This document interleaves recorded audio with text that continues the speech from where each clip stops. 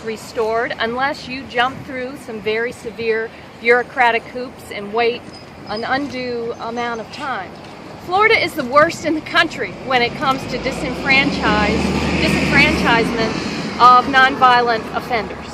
Hundreds and hundreds of thousands of our neighbors across the state of Florida are barred from voting, are barred from having their civil rights restored after they pay their debt to society. In most states across the country, once you have paid your debt to society, you've served your probation, you've paid your fines, your civil rights are automatically restored.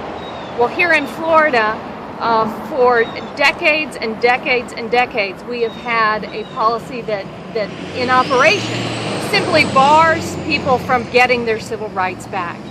There was a slight change in 2007 under the former governor, Charlie Crist, where he reinstituted the automatic restoration of civil rights once someone had paid their debt to society.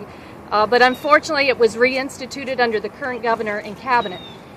This March, we are going to call on the governor and cabinet to change the policy back to come into keeping with modern times in states all across the country, to restore the rights of people who have paid their debts to society. They have an opportunity to do that this March, and they should do it, because what is happening in Florida is unjust, it's unfair, and it's not a productive policy. A 2011 Parole Commission study demonstrated that people who have their civil rights restored after they pay their debt to society become more productive and are less likely to return to committing a crime.